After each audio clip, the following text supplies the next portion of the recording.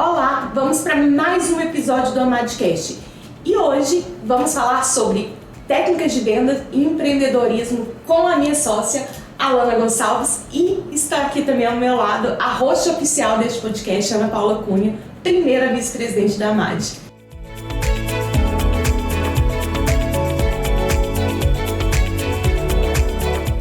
Bem-vinda, Alana. Muito obrigada, meninas. Vamos ter um bate-papo aí leve sobre empreendedorismo, você contar um pouco da sua carreira. Vamos Mas sim. Primeiro conta pra gente, quem não te conhece, se apresente, conte como foi sua trajetória aí. Meu nome é Alana Gonçalves, tenho 33 anos, eu formei em Direito em 2014 e desde então eu sempre estive dentro da área jurídica. Quando eu formei, eu falei que eu não queria advogar de jeito nenhum, gente, tinha pânico. Aí eu falei assim, não é pra mim, não vou fazer isso. Comecei a estudar para concurso e eu sempre quis fazer concurso da magistratura. Então decidi que eu ia estudar para analista de tribunal. Depois que eu completasse os 3 anos de atividade jurídica, eu prestaria o concurso da magistratura. E assim, eu tive sempre uma vida acadêmica muito tranquila.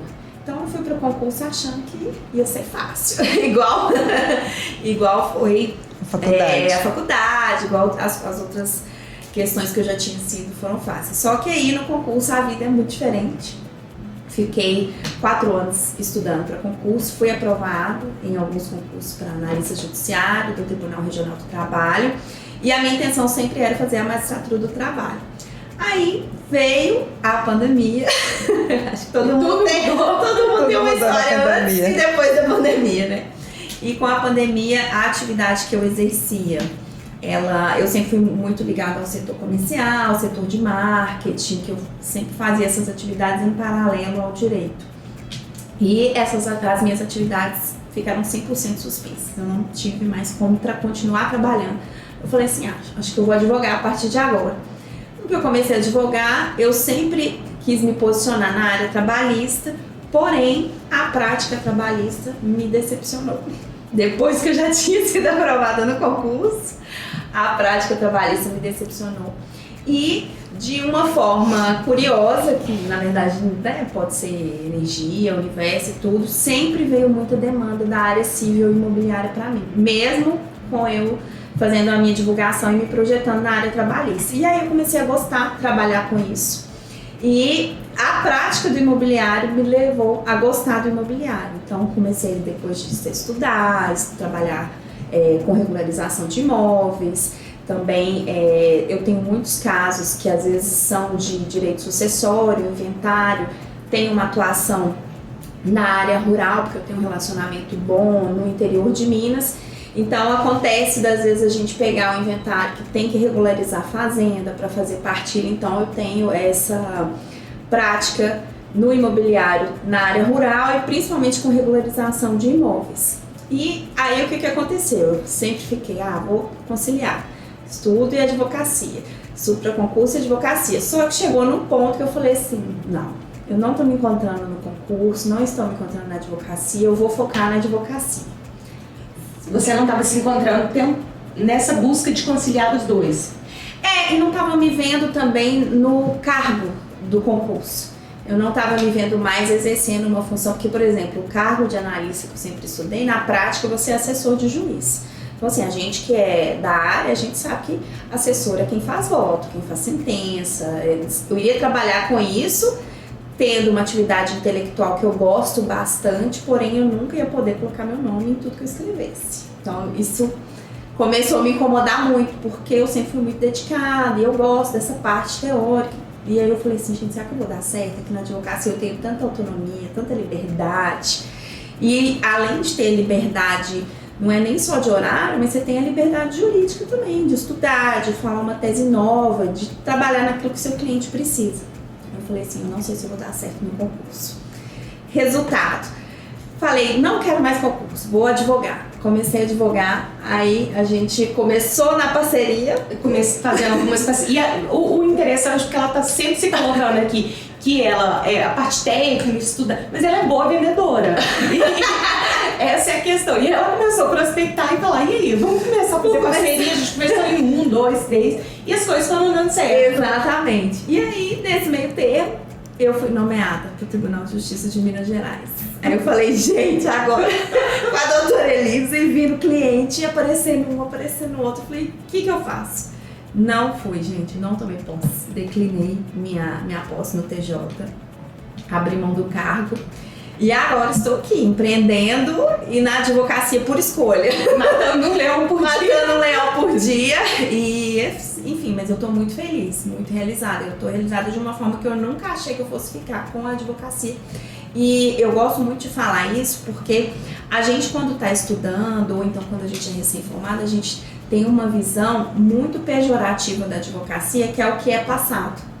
Mas a prática, quando você tem um caminho e quando você tem uma estratégia que te conduz para uma advocacia de qualidade, é muito diferente. É o gostoso da advocacia. Eu concordo que tem a parte ruim e também tem muitos profissionais que às vezes até precisam, né? Se reciclar e tudo. Mas a advocacia é uma emoção, né? Eu tô apaixonada. Mas você chegou na graduação, você chegou a fazer estágio em escritório de advocacia ou não? Você já entrou na faculdade pensando em concurso? Não fiz. Quando eu fiz a graduação, eu trabalhei a graduação. O que acontece? A minha graduação, eu era terceirizada no Bradesco. Então, o Bradesco, ele tinha como pré-requisito para você ser contratada pelo banco, você ter o curso superior. Então, pintou a oportunidade para mim de fazer o direito. Eu fui bolsista, prova 100% na faculdade. Então, na época eu escolhi vários, dentre eles o direito. E aí eu consegui a bolsa do direito, entrei no direito depois que eu matriculei, que eu consegui a vaga. Eu fiquei um tempo, né, estudando, sem trabalhar no banco, mas aí depois me abriu a porta para trabalhar no Bradesco. Então, a minha rotina era o dia inteiro de trabalho e faculdade à noite. Quando eu fui fazer estágio, eu estava já no 7º período, e aí eu pedi demissão do banco. Pedi demissão, na verdade, assim, acabou que eles me mandaram embora no final, mas eu passei num concurso para fazer estágio na Justiça Federal. Fui estagiária concursada. Aí eu creio que daí também veio um pouco disso, você formar e não saber para onde você vai, aí eu já tinha aquela... Você já estava inserida no meio ali né, da magistratura, enfim. Exato. E escritório de advocacia é outra rotina, porque assim, eu, por exemplo, eu fiz estágio em empresa, então em departamento jurídico de empresa, fiz estágio e posteriormente eu fui para Santa Casa, formei na Santa Casa e depois eu fui contratada. Então, assim, eu não tinha visão no escritório de advocacia, mas eu sabia que eu queria advogar. Eu nunca prestei um concurso, eu nunca tive essa visão, mas eu sabia que eu queria advogar. Então, é a única certeza que eu tinha. E quando eu fui para o escritório, eu já fui para o escritório uma advogada mais experiente, inclusive fui contratada pela doutora Ana Eu já fui pro escritório já uma advogada mais experiente, mas eu não tinha esse tino no comercial, eu não tinha essa visão do que nós vamos falar aqui hoje, principalmente de empreendedorismo, essa visão. Eu vinha muito com a cabeça ali de departamento comercial. Ah, tá. Eu sempre tive um pouco da prática dessa visão, no meu dia a dia. Assim, até porque como você trabalhou em banco, tem uma visão né, comercial já muito aguçada, não sei qual era a função, mas isso aí provavelmente você já desenvolveu. Não era relacionado à área jurídica, mas provavelmente você desenvolveu várias habilidades que são fundamentais e que a gente não aprende na graduação. Porque realmente a faculdade não ensina a gente a ter escritório de advocacia ou a advogar. Não sei se no futuro isso vai ser modificado, mas por enquanto ainda não é. Então a visão que a gente sai de uma graduação é completamente diferente do que realmente pode proporcionar uma advocacia e empreender, enfim. Buscar, que acho que dá uma liberdade, penso que é uma liberdade gratificante, porque a gente tem muito retorno, e não é só o retorno financeiro, a gente se realiza mesmo, mas é importante ter essa visão. Por isso que eu perguntei se você tinha passado por essa experiência, porque isso é muito comum. Das pessoas não falarem, eu não vou advogar, mas elas sequer passaram por um escritório para saber se realmente é isso ou não. E aí você acha que para você a experiência vai ser a que o outro contou. Exatamente, ou a segurança, a ilusão de uma segurança que o concurso, é óbvio que o concurso é muito bom, não é desmerecendo jamais, mas a pessoa tem que ter essa vocação, a aptidão. É bem diferente a forma de advogar e a forma de um assessor, o próprio juiz, o próprio promotor, são carreiras jurídicas bem distintas. É verdade. Alana, e qual foi a importância das redes sociais para o seu, quando você deu um start realmente, que eu vou me posicionar aqui como advogada? Como você começou? Como é que vieram os primeiros clientes? Na verdade, o que acontece? Como eu sempre estudei muito, acontecia com frequência de eu ser procurada pelas pessoas que falavam, Alana formou, e aí aquela coisa, ou me pediu para fazer um contrato, me pediu para fazer um divórcio, alguma coisa assim, e aí eu não me posicionava como advogada. Quando eu falei assim, não, vou advogar, aí eu falei assim, poxa, eu não tenho escritório físico e nem vou abrir agora porque a gente está na pandemia. A primeira coisa que eu vou fazer, colocar o meu nome nas redes sociais, né? Minha principal rede é o Instagram. Aí eu peguei e estava sentindo que eu precisava de fazer isso, comecei a me divulgar no meu perfil pessoal. Aí coloquei que eu era advogada, né? A minha primeira aparição profissional foi me apresentando. Olha, eu sou formada há tanto tempo, eu estudo desse jeito. E atrelado a isso, eu não comecei a falar assim, peguei o celular e tô falando. Não, eu planejei aparecer. Eu tinha muitos livros, ainda tenho, né? Muitos livros. Eu tenho um armário na minha casa. Quem entrar no meu Instagram vai ver, tem muito vídeo assim. Aí o que eu fiz? Tirei tudo do armário, coloquei meus livros. O armário ele é de madeira. E aí eu colocava a minha cadeira, a minha mesa e gravava com o armário de fundo. Era o único fundo jurídico que eu tenho na minha casa. Mas o pessoal falou, nossa, que legal esse tanto de livro, você que tem. Então assim, agregou uma imagem de autoridade jurídica, porque realmente era aquilo ali, eu estudava todo dia, não todos, né? Mas ia fazendo rodízio. E aí eu comecei a falar sobre o que eu sabia. Né? Ou então o que as pessoas me perguntavam. Então, tira uma dúvida, aí eu tirava a dúvida da pessoa, mas publicava no Instagram. Com isso, as pessoas começaram a me ver e me procurar. Então, aí eu comecei a converter cliente. Você tá falando trabalhista, mas você também faz isso? Você tá falando disso, você também faz isso? E começaram a procurar. E acontece muito no Instagram do meu próprio seguidor, às vezes, não precisar do meu serviço. Porque advogado, o pessoal procura a gente num momento difícil, né? Ninguém procura advogado quando tá feliz. Então, às vezes, a pessoa tá te vendo ali todo dia, mas ela não precisa. Só que é muito comum alguém falar pra fulano, beltrano, você conhece alguém pra indicar? Então, a minha primeira estratégia era, eu quero me posicionar para quando a pessoa falar assim, conhece um advogado, o meu nome tem que vir primeiro na cabeça da pessoa. Então, a minha primeira estratégia sempre foi essa. Eu não tinha assim uma meta, vou captar tantos clientes. A minha meta era agora, a Alana advogada tem que nascer no Instagram.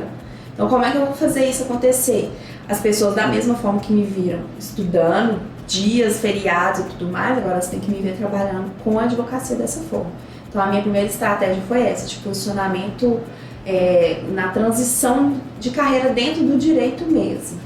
É pivotagem, né, que se fala. Pivotagem. Não, isso tudo, assim, na verdade... do giro. Vem do giro. E eu creio que sim. Do giro. Você pivotou dentro da mesma área jurídica. Você não mudou. Você pivotou. Legal, não conheci esse termo. E aí foi assim, eu comecei tentando fazer só esse posicionamento, sem a meta de cliente.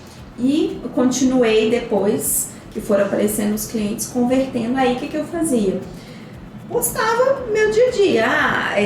Tô abrindo o computador. No começo é lógico que eu não tinha muito cliente. Ninguém começa cheio de cliente, mas você sempre tem uma coisinha. O que eu fazia? Eu filmava todas as coisinhas. Várias coisinhas viram muita coisa. Então assim, eu abri o computador para consultar o processo. Consultando o processo de cliente. Tinha um processo para consultar, mas eu tava ali consultando. Claro. Eu vou no fórum consultar, pedir um desarquivamento. Tô aqui no fórum. Um desarquivamento é uma coisa simples. Antigamente o estagiário faria isso, né? Mas hoje em dia a gente até faz, porque é tudo digital. Entrei no site do TRT. Então eu comecei fazendo assim, mostrando que eu realmente sabia o que eu estava fazendo, a minha realidade. E quando eu queria mudar o meu cenário também, porque para não ficar cansativo, eu ia muito para café. Eu postava, tô no café trabalhando, tô no café fazendo isso. E assim foram aparecendo os clientes.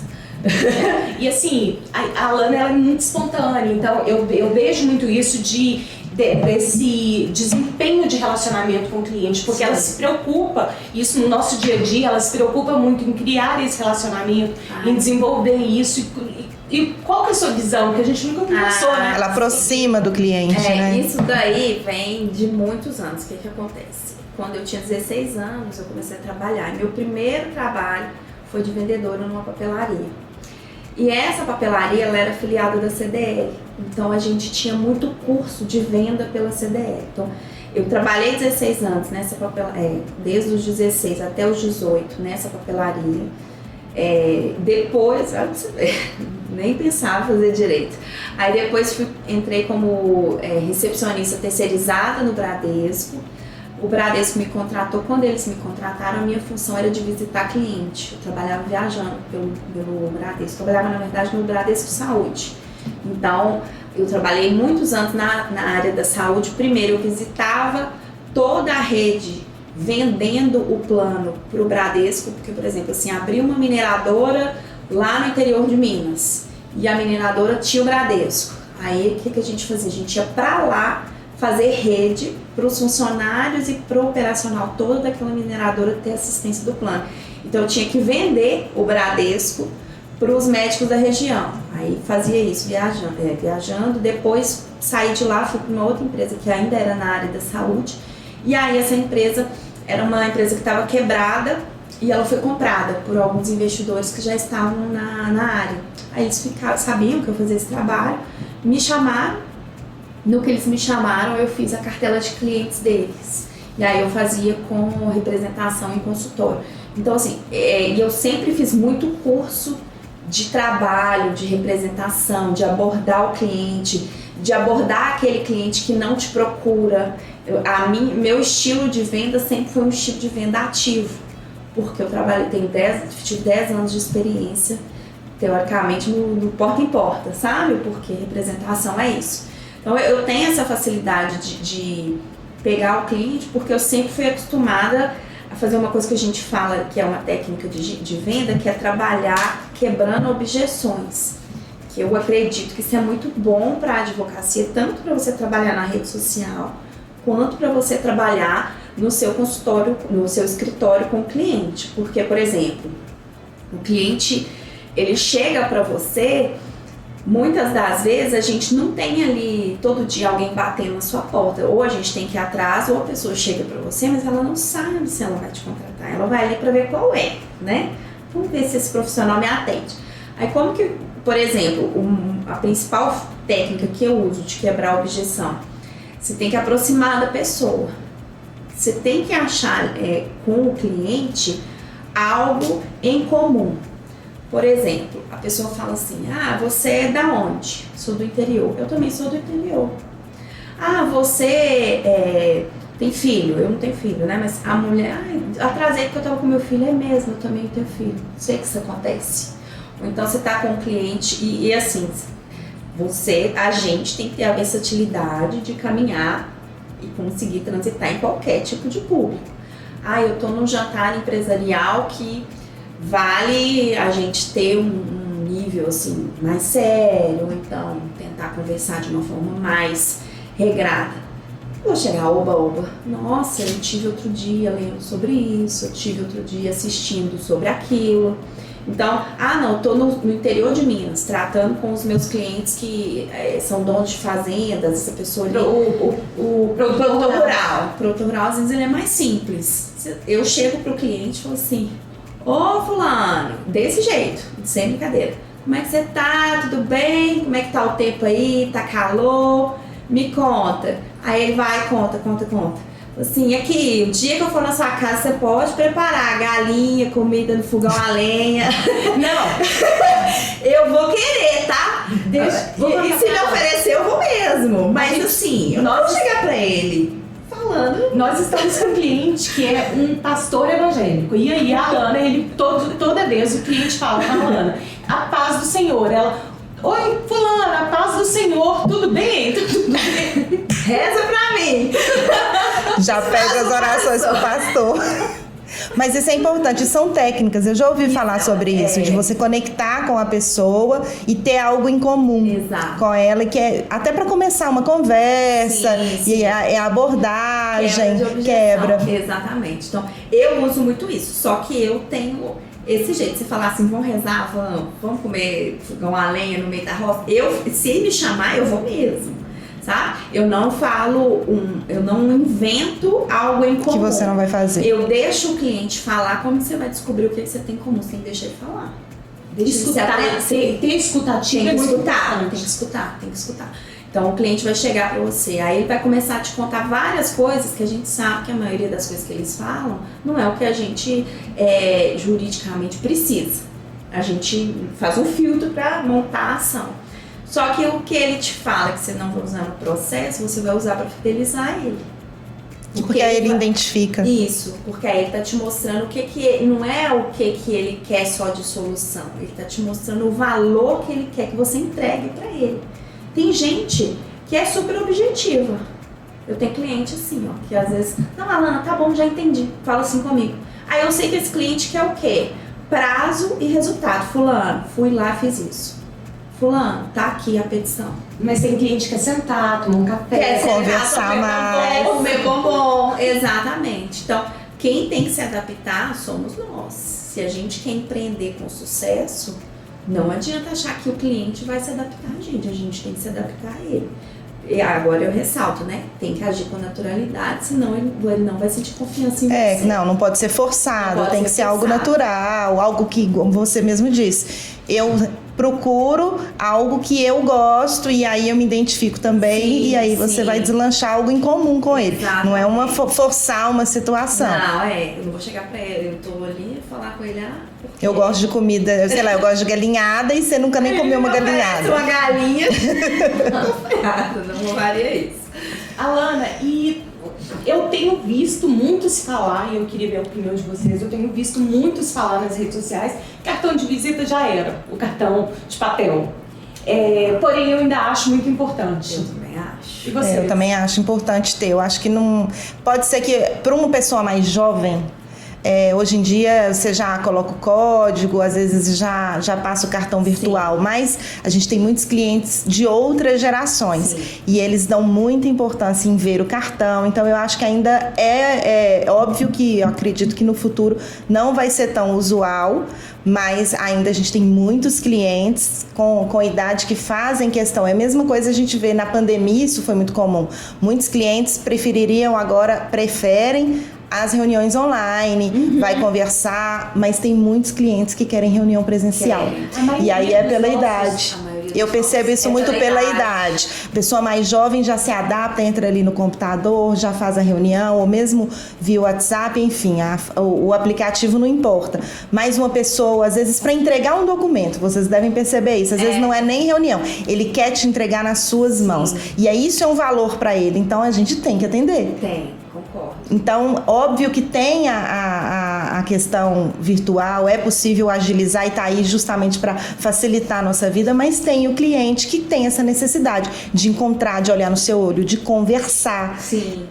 Tem cliente que não... Vocês devem perceber isso. Tem cliente que gosta só de conversar pelo WhatsApp. Tem cliente que gosta de ligar e conversar. Então, isso é da pessoa. E a gente tem que respeitar. E como você bem disse, a gente tem que adaptar. Sim. Não dá para criar uma regra e achar que todas as pessoas são idênticas, porque isso não existe. Não existe. E também na hora que a gente senta na mesa com o cliente, eu acho muito importante a gente repossar, né, qual que é o benefício que a gente vai, que o nosso serviço vai impactar na vida dele, o que é efetivamente que a gente vai fazer, explicar para o cliente de uma forma assim, repossando muito, para que ele nos veja como um investimento e não como um custo. Concordo, verdade. E entender o que ele espera também, porque às vezes o cliente não entende muito da questão jurídica e a gente tem que mostrar, eu vou buscar, porque a gente não pode garantir, mas eu vou buscar essa forma e essa estratégia. Sim. E aí captar se realmente é isso que vai atender ao cliente, porque muitas vezes eu já vi muitos colegas atuando, buscou um resultado e esse não era o resultado esperado pelo cliente.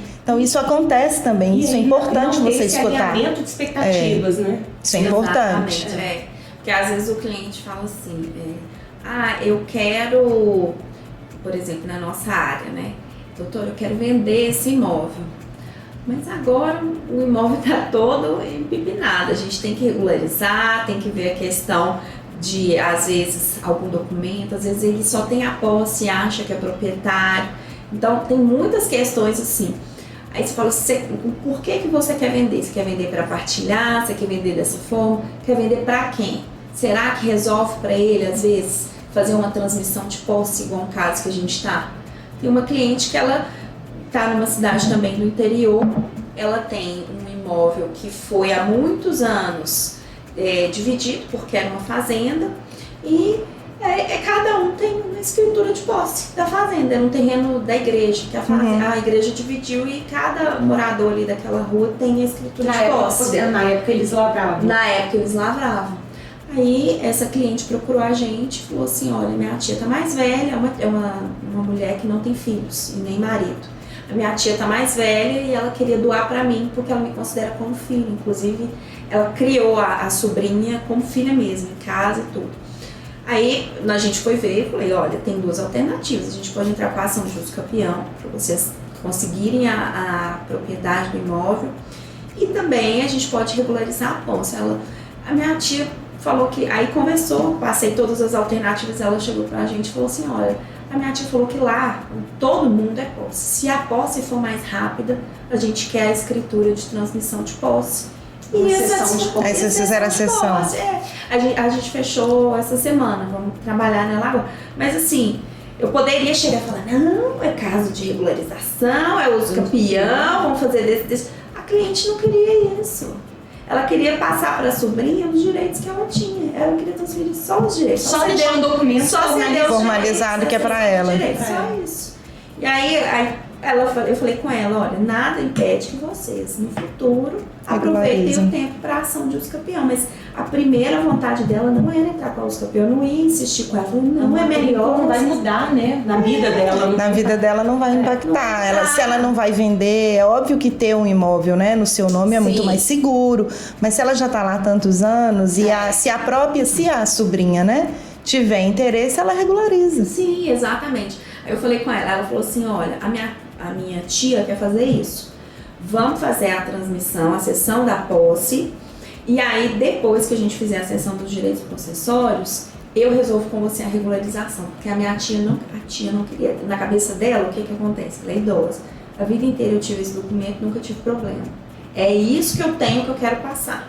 E aí a sobrinha, depois eu creio que ela vai converter na uso campeão, porque a gente tem vários documentos que vão ser aproveitados. Então eu creio que vai converter, mas é isso que você falou. Se eu tivesse feito a uso campeão, talvez ia demorar muito tempo, além do que vai ser a cessão de direitos. Claro. A tia não ia ficar tão satisfeita. Provavelmente, dependendo, às vezes nem vê o resultado, né? Exatamente. E aí ela fica, aí sempre cria uma expectativa, porque o processo de uso campeão, ele é muito moroso. Independente, ele é um processo que é moroso, é uma ação que é delicada, ela tem muitos detalhes, então é muito raro. Daria para fazer extrajudicial, não sei, creio que sim, mas mesmo assim, dependendo do interior, tem outros entraves, enfim. Aí extrajudicial não é rápido. Mas é mais rápido que o judicial. Mas não é a expectativa dela, porque para ela o documento de posse já é suficiente. Sim, exatamente. Então, no caso, assim. Aí o que eu fiz? Eu, como advogada, para mim, ela tinha que ter a propriedade. A gente discutiu muito isso. Eu falei com ela, olha, a orientação é essa. A orientação da gente entrar depois. Mas se ela quer a posse, eu não vou perder a cliente por causa disso. Aí aí teve uma hora na reunião que a gente conversou, ela falou assim, eu falei, olha, ela falou assim, porque minha tia tá muito nervosa, não sei o que. Eu falei, olha, o que a gente pode fazer? Vamos fazer esse documento que ele vai trazer tranquilidade para sua tia. Quando eu falei isso, a cliente falou assim, é isso. Ela falou desse jeito, é isso. A minha tia quer paz, tranquilidade, porque toda vez que ela me liga e me vê, ela fala a mesma coisa. Então pronto. Era isso. Outro caso que eu peguei, do mesmo senhor mais velho. Isso tudo é atendimento presencial, muito importante o que você falou. A pessoa mais velha, principalmente quem tem imóvel, às vezes é um público mais velho, eles fazem questão da gente ter esse cuidado aí Eles valorizam esse contato presencial. Valorizam, sim. É diferente. E aí, às vezes, um jovem advogado, bobagem, dá para fazer tudo online. Mas é questão de valor mesmo. A pessoa acha tão importante encontrar, te entregar um documento, olhar no seu olho. É diferente a percepção. Exato. Então, a gente tem que entender essa necessidade também desse cliente. Concordo. E aí, teve um outro caso também que eu peguei de um cliente que queria transmitir. Ele tá um pouco assim, também a pessoa vai ficando mais velha, fica preocupada, né? Ele tá querendo resolver todo o patrimônio em vida. Ele tem bastante coisa. E esse cliente ele já tinha feito uma transmissão das cotas da empresa, com o imóvel, resolvido tudo, só que ele não estava feliz com os documentos que ele tinha. Queria fazer um contrato para cada transação que ele fez. E aí eu tive com ele pessoalmente, fui até na empresa. Na hora que a gente conversou, ele começou a chorar de nervoso. Ai, que se acontecer qualquer coisa, minhas coisas estão desse jeito. Eu falei assim, não, calma. O que o senhor quer? Eu quero que esteja tudo escrito. Eu falei assim, então eu vou fazer um contrato, vou regularizar tudo pro senhor do jeito que o senhor quer. Sabe o que eu vou oferecer pro senhor? A paz que o senhor está querendo. Aí na hora que eu falei assim, ele começou a enxugar a lágrima. É isso mesmo, doutora. Eu quero paz. Eu falei, então, o senhor me contrata que é isso que eu vou te oferecer. O documento eu vou mandar tudo pro senhor. Mas é porque angustia, a pessoa vai chegando ao final da vida, elas têm outro tipo de preocupação. E aí, às vezes é uma coisa que pra nós é muito simples, mas pra ele tá tirando o sono dele, a qualidade de vida dele, porque ele fica preocupado com um problema que poderia ser facilmente resolvido. Sim. E aí quando ele chorou, eu falei, gente, ele não tá preocupado se a gente vai fazer um contrato escrito com um termo X ou Y, ele tá preocupado com a segurança ali. Ele quer assinar um documento, ele quer assinar. Então, eu falei assim, eu quero o quê? Paz. Não, é pra ontem, tudo pra ontem, tudo ele é pra ontem. Aí eu fiz os contratos, ele ficou todo feliz. Ai, doutor, e a filha, muito obrigada. Então, assim, se é lógico assim, que eu poderia ter, falar, nossa, que cara exagerado, chorando à toa, né? Poderia falar uma coisa boba, ele chorando, tem gente com um problema pior que a gente às vezes vê. Não é, eu não poderia fazer isso, eu tinha que entender ele e falar pra ele, não é que eu ia fazer o contrato, falar com ele que eu ia oferecer pra ele o valor daquele contrato. Ele não queria saber qual era o nome do contrato, ele queria saber o que o contrato ia converter no sentimento dele. Vocês conseguem entender isso? Então é isso que eu acho que é importante. Tem a ver com empreendedorismo e técnica. A gente tem que transformar o nosso trabalho para essa visão do cliente, para vender o que ele quer, e a parte técnica é nossa responsabilidade dar conta. Eu também vejo, só introduzindo um outro assunto assim dentro, pegando esse gancho, eu vejo muitos advogados que estão querendo começar a advogar ou começar na área imobiliária ou prospectar clientes na área imobiliária e que não falam o que você faz. Então o primeiro ponto é, deixa eu falar aqui para as pessoas perto de mim, porque às vezes já estão querendo prospectar em São Paulo, no interior. Não, e ao seu redor ali no seu tem milhões de negócios acontecendo. As pessoas não sabem o que você faz. E a partir do momento que a gente coloca na mesa, peraí, né? Assim, eu sei fazer isso, eu atuo com isso. Eu atuo com isso, deixa as pessoas saberem o que você efetivamente faz. As pessoas mesmo começam também a te vender. Concordo. Ou lembrar, às vezes, um caso, isso é muito comum, às vezes você conta um caso de um cliente, a pessoa, mas isso aconteceu na minha família também, agora ela às vezes nem sabe que tem isso para regularizar, e aí desperta nela o interesse para regularizar. Sim. Então, a partir do momento que você vai fomentando esse tipo de informação, os clientes vão surgindo.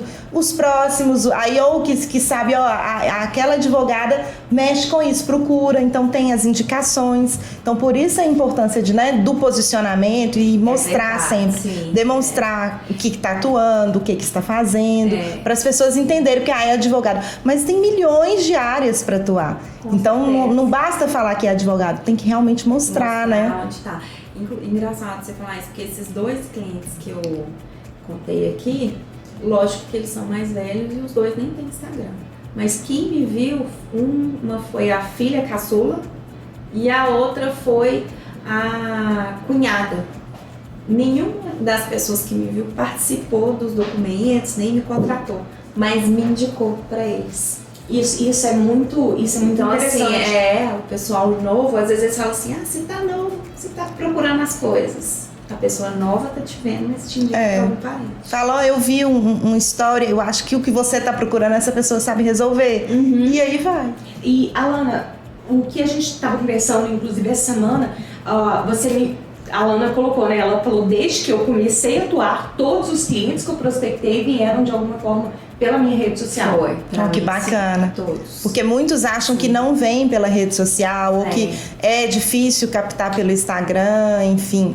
Mas tem diversas formas. Você encontrou a sua forma. As pessoas, ali, né? Os seus seguidores, de certa forma, ou te indicam, ou se conectam com você de alguma forma que está revertendo em clientes. Tem outras experiências de outros colegas que a gente vê que muitas vezes não, mas às vezes é um post mais frio, pode ser que a pessoa não mostre tanta story. A Alana, ela realmente é muito ativa nas redes sociais. Eu acho que isso é um diferencial.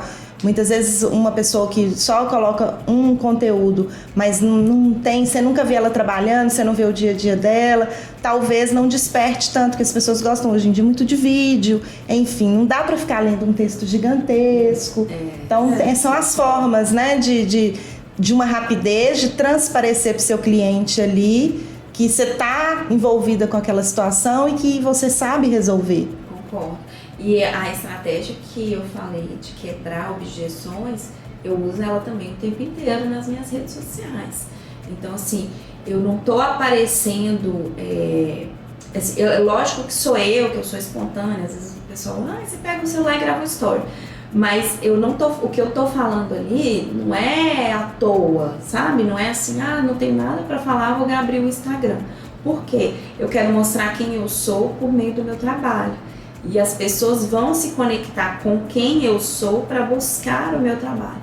Então, eu concordo com isso que você falou. Só post, só texto e vídeo exclusivamente profissional não vende. Sendo bem sincera, assim, isso eu falo pela minha experiência de venda. Se a pessoa não se conectar com você, ela não vai vender. Você não é um produto que ela vai achar em qualquer lugar e pesquisar preço. O advogado não pode ser isso. O advogado não é um produto. Eu percebo que os clientes que se conectam comigo pelas redes sociais, eles se conectam quando eu mostro sempre que eu estou trabalhando muito, ou todo cliente chega e fala, nossa, eu sei que você é muito ocupado, ou Elias, você trabalha demais. Eu vejo que isso conecta as pessoas comigo. Essa construção desse posicionamento, de mostrar meu dia a dia, isso as pessoas se conectam. E esperam isso de um profissional. De dedicação, de ver que está trabalhando, que está se esforçando. Quando você se fecha muito, acaba que a pessoa fica sem saber. Exatamente. Né? Então, assim, é um tipo de advocacia que isso você não se aprende em graduação, e isso agora já está aí, quem não se adaptar não tem como, né? Exato. Pelo menos se estiver tentando captar pelas redes sociais. Só colocar o post, só colocar aquilo ali meio que parado, meio que congelado, não desperta interesse. A gente sabe disso até pelas nossas páginas que a gente segue, perfil que a gente segue. A gente também não se interessa por esse tipo de conteúdo. É importante ter, porque quando a pessoa entra no seu Instagram, tem que estar lá alguma coisa. Mas não é desmerecendo esse tipo de conteúdo, mas é porque realmente para as pessoas se conectarem, o vídeo, o dia a dia, ele é mais atrativo. Eu concordo. Isso aí, para mim, eu tenho esse tipo de conteúdo, né? Não é que é isso que você falou. A gente tem até que ressaltar que tem que ter esse conteúdo, só que são duas questões diferentes. O seu feed, ele vai, na minha visão, tá? Eu até nunca fiz curso disso, tudo que eu faço no Instagram é da minha cabeça. Mas o feed, a impressão que eu tenho para quem é advogado, ele tem que te dar autoridade. A pessoa tem que ver que você sabe escrever pelo seu feed, que você sabe se comunicar, que você tem embasamento jurídico. Então o feed é para isso, é para ela ver se você é advogado mesmo. Exatamente. E os stories e as outras coisas é para você se conectar. Então, gerar confiança. Então eu também tenho estratégias diferentes para o feed. Meu feed, eu não escrevo, por exemplo, cheio de carinha, eu não coloco um feed florzinha, eu não coloco gíria. A minha escrita não é assim no feed. E eu não faço. Por exemplo, hashtag sextou, não tem isso no meu feed. Mas nos meus stories às vezes tem. Por exemplo, hoje o advogado vai sextar que horas? A gente às vezes até brinca, né? tem como você incluir as coisas e o lugar de incluir. A forma correta de se fazer. Porque o feed ele vai te endossar, ele vai te dar a autoridade que você quer. Tem gente que é só autoridade, tem gente que é só venda e não tem. O feed, ele é como se fosse um cartão, um portfólio nosso ali, que a pessoa entra, olha, mas ele realmente não vai conectar o cliente. Não vai. Ele sabe falar sobre esse assunto, mas para ele realmente chegar e ter o interesse de contratar, ver realmente que você domina aquilo ali, o vídeo realmente vai fazer essa conexão. Vai, concordo. Né? Não tem como. E um retorno do cliente também que eu vejo dentro de todas essas técnicas de vendas, porque tem muito cliente, tem muito advogado que se preocupa. Eu vou prospectar o cliente, mas depois que prospectou, abandona. Cuida desse cliente, né? Gravíssimo. É gravíssimo. Então, ter esse retorno. E o que se aplica, Alana? Eu ligo pro cliente até para falar que o processo dele não andou. Sendo bem sincero. Como eu já trabalhei muito com isso, eu tenho um pós-venda. O que é o meu pós-venda hoje? O Instagram, para mim, é a minha visibilidade e um pouco do meu boca a boca. Mas o que consolida e traz a indicação de um para o outro, que é o que faz um advogado crescer mesmo, crescer com autoridade, podendo cobrar bons honorários, é a indicação de alguém falar assim, olha, pode ir no fulano. Ah, mas ele é careiro, mas ele vai te entregar o que vai você te resolver. quer. Então, o que eu faço? Eu tenho uma agenda e eu anoto o nome de todos os meus clientes. A gente bloqueou, né? Tanto numa parte da terça, a gente tem a terça bloqueada para retorno de cliente. Que bacana. E ali a gente pega nessa parte um pouquinho comercial, na parte da terça a gente separou para quê? Vamos olhar o que tem de proposta na rua, tipo, enviada, que a gente não teve retorno, aí a gente repassa aquilo ali e também dá o retorno para os clientes. Exato. E a gente também tem uma lista. Hoje eu tenho Maria, Antônio, João, a Alana controla muito. Aí eu pego a lista de todo mundo. Vou olhando. Quem tem mais tempo que eu falei, menos tempo. Quem tiver mais tempo, às vezes eu olho o processo, tem hora que não dá para dar o retorno na hora, mas eu ligo ou então mando um áudio, sem brincadeira. Eu faço muito isso no Uber. Alô, fulano, eu tô ligando para dizer que eu não esqueci de você, mas é porque o seu processo não andou, por isso que eu sumi. Eu faço isso direto. Pra falar que eu não esqueci.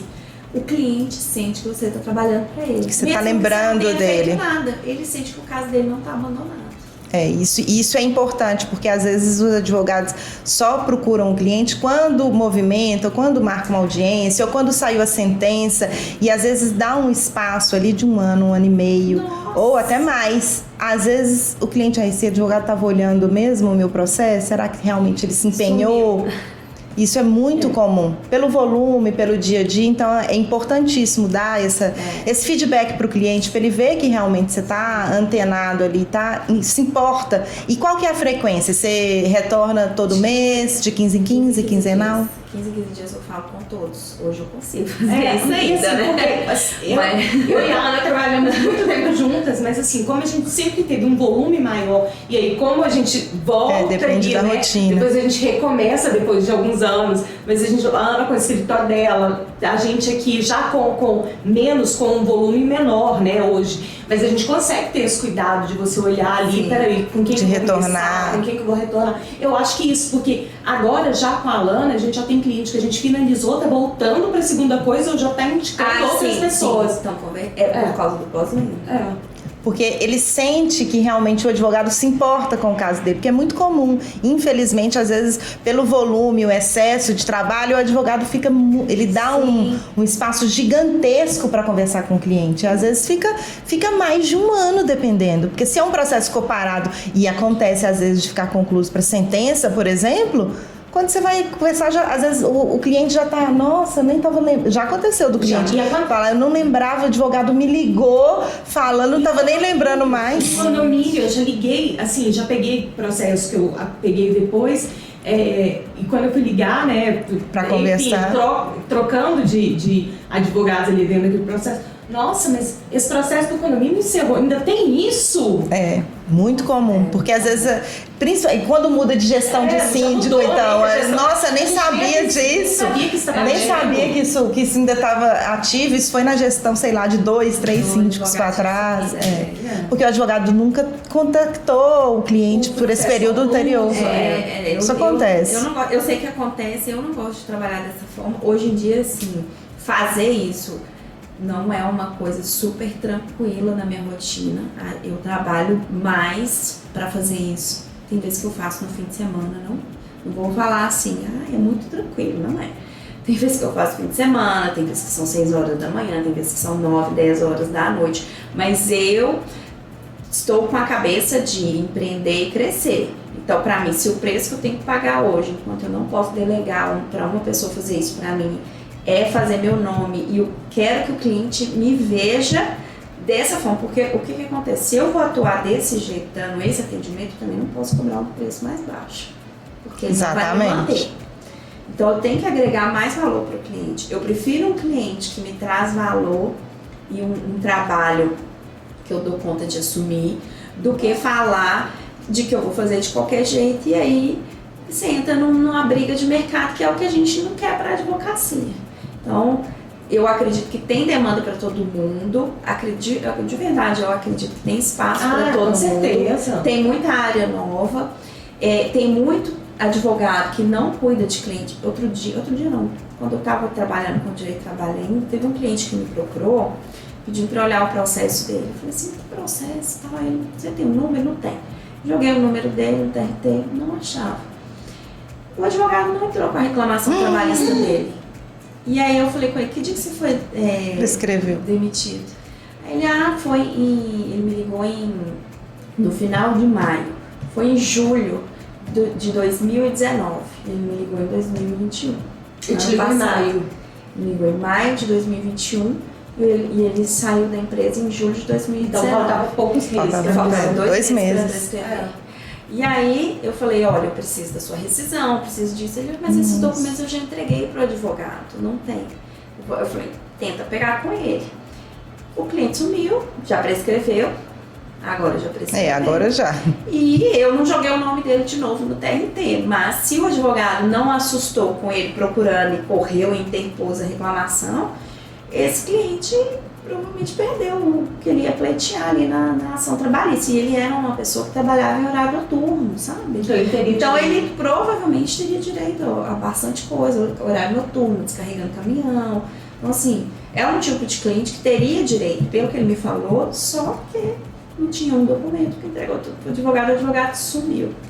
Tem falta de responsabilidade, para mim fere o código de ética do OAB, um advogado que faz isso, né? Pra mim, sem dúvida fere.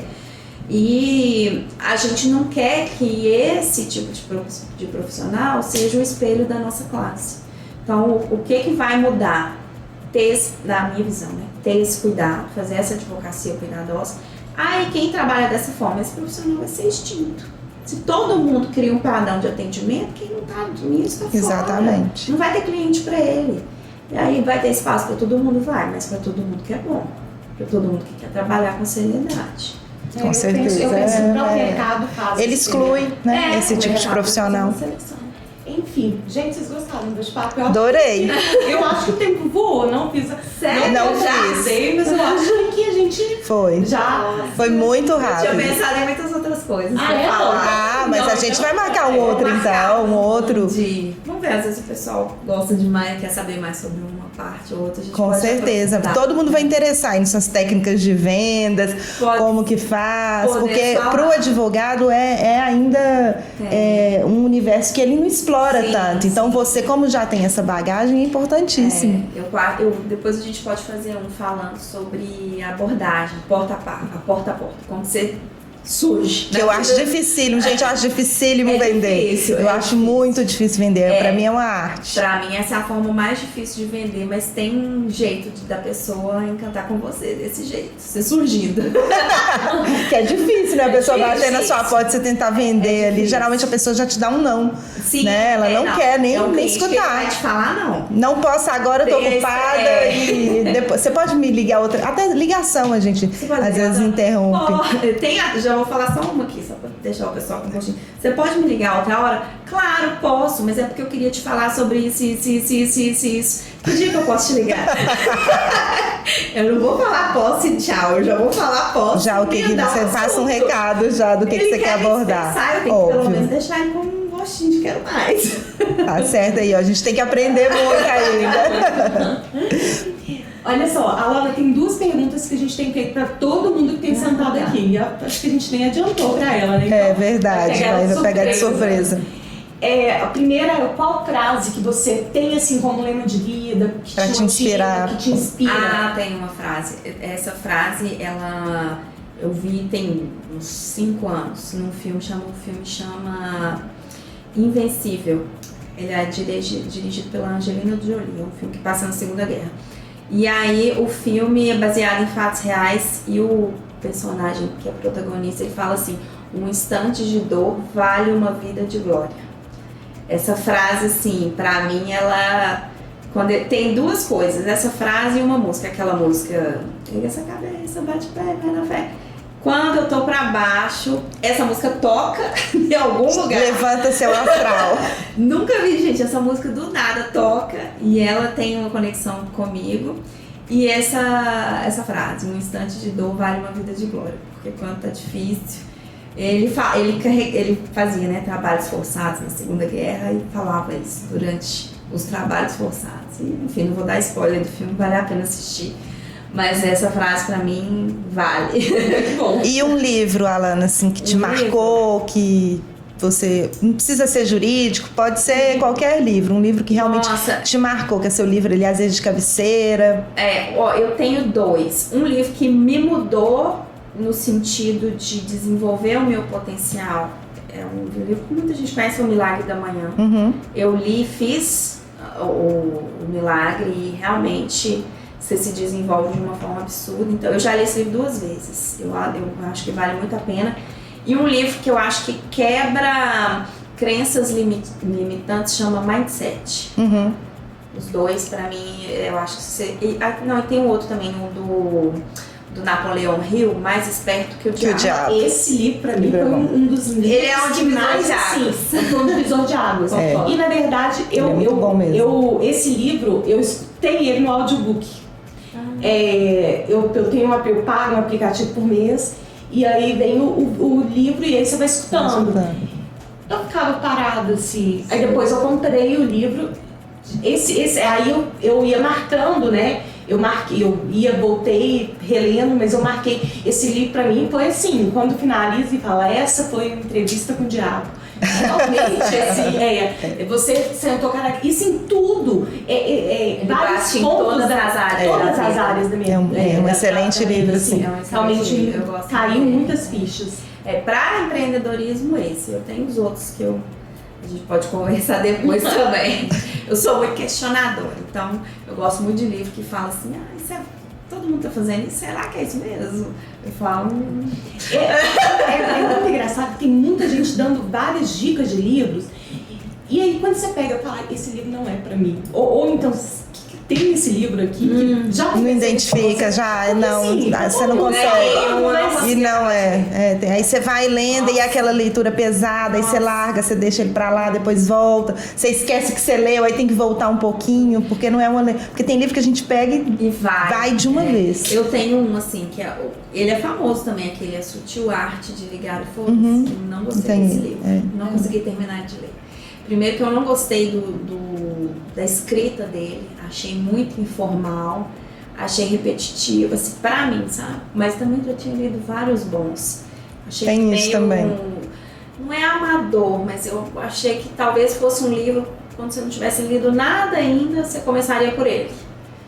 Muito superficial, a meu ver, sabe? Então não gostei dele, não gostei também da linguagem. E muita gente gosta dele. Ele é um livro assim, informal, sabe? Então, pra gente, talvez, que é da área do direito, a gente tem um formalismo estranha realmente. Falando em formalismo, Alana, dentro das vendas, você se preocupa muito com sua imagem, né? Assim, imagem, sempre preocupei. Sempre, desde a época da loja. A imagem, ela vende antes de você falar. Então, se você quer vender... a primeira coisa que você tem que passar na sua imagem é credibilidade. A pessoa não pode bater o olho em você e achar que você é um golpista. Então, você tem que passar credibilidade. Aí depende do que você quer vender, né? No nosso caso, credibilidade, confiança, seriedade. A pessoa tem que olhar pra você e falar, ela é advogada, ela tem cara de advogada. Não é que ela... Então eu não vou atender um cliente de jeans. Eu não atendo. Eu também não atendo. Eu não uso jeans. Eu também não tenho. Um exemplo, sabe? Tem pouquíssimas calças jeans. A gente acaba não usando. A gente acaba não comprando comprando mais porque a gente não usa. E quando a gente, final de semana, que seria um momento que a gente poderia, assim, às vezes a gente vai optar por outro tipo de roupa. Exato. Realmente o jeans até gosto, mas quando tenho, bem escuro. Bem escuro. Eu vou... E a gente tem que também pensar que a gente é advogado o tempo inteiro. Igual hoje, por exemplo, eu fui arrumar o cabelo. No salão, já captei cliente no salão. Eu nunca vou no salão desarrumada, mesmo que eu esteja indo para me arrumar. Então, eu chego no salão... Não dá pra ir de chinelo, né? Não vou de chinelo, não vou de short curto. Por quê? Do nada pode pintar uma cliente ali. Se ela quiser conversar comigo, eu tô com uma roupa curta. No salão, eu não vou de roupa curta. Mas então, isso, e até mesmo a de vestir, a Alana contou que ela mudou muito quando ela começou a advogar. Olha que bacana. Vestido de roupa. Vestido de roupa. Né? Fiz a consultoria de imagem, a coloração. Até com a nova parceira da Mate. Que a gente vai trazer ela no podcast. Eu achei que mudou totalmente. E as pessoas falam. Todo mundo que às vezes me conhece há mais tempo. Nossa, você tá muito chique, você ficou rica. Eu falei, não. E eu nem tô usando coisa cara. É mais a consultoria. Não vou nem falar que é muito meu bom gosto, não, porque é tudo ensinado. Eu escolho as minhas coisas, mas Alana, isso não combina com você. Então, gente, sério, eu tinha muita roupa colada, assim. Ainda tenho, agora eu dei bastante, mas eu usava muita roupa colada. Eu só saía bem sensual. Meu estilo sempre foi muito sensual. E a minha tendência é ser assim. O meu natural é ser assim. Então, o que eu tenho que fazer? Se policiar mais. Me policiar. Porque agora eu não tô tanto mais. Ela me ajudou muito, porque eu achava que muita coisa não ia ficar legal pra mim. Mas eu sempre fui pra isso. Aí tinha uma época que, quando eu comecei a advogar, eu só atraía cliente homem. Mulher não vinha. Por quê? Muito sensual. Aparência sensual. Aí eu comecei a melhorar pra trabalhar com todo mundo. Então, a gente tem que ir trabalhando com isso. Exatamente, tem várias coisas. Vai ter que ficar para um outro podcast, com certeza. Podcast, com certeza. Vem parte 2. Alana, muito obrigada. Quer deixar uma mensagem final?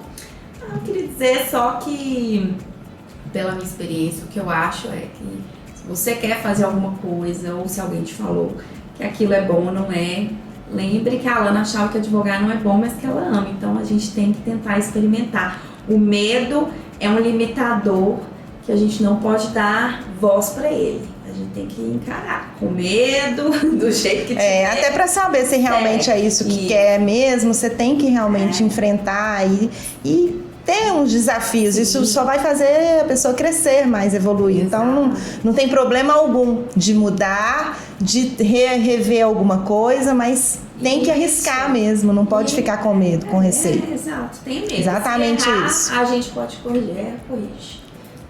Já errei muito. Isso então mesmo. Vou errar, né? Mas a gente vai errar. A gente vai aprendendo. Eu acho que a advocacia é uma profissão que a gente aprende sempre. Até porque sempre está evoluindo. Mudando, tudo a gente vai mudando também o perfil de cliente. Muda a forma de pensar. A forma de pensar, a forma de agir. Exato. E duas coisas que eu acho que não combinam com a advocacia. É o medo e o perfeccionismo. Isso trava. O perfeccionismo, eu não estou falando no sentido de perfeição técnica. O perfeccionismo exagerado. Sim, sem dúvida. Eu acho que o perfeccionismo tambmo Isso eu tô aprendendo com a Elisa. De quê? Perfeccionismo. De ficar mais solta? Não, de técnica. Alana, ninguém vai saber. Elisa, isso aqui é... Eu sou perfeccionista. Não, mas tem hora que eu falo, Elisa, acho que essa petição aqui não tá muito... Não, Alana, o juiz nem vai saber. Não vai fazer tudo diferente. Não, ela que eu sou um Ana, com coisa de, tipo assim, processual. Técnico, processual. Eu sou chata. Sou viciada em processo civil. Eu também gosto, eu sou mais técnica também. Não, mas isso aqui, aí ela queria a forma dela escrever, eu conheço, é um pouco diferente.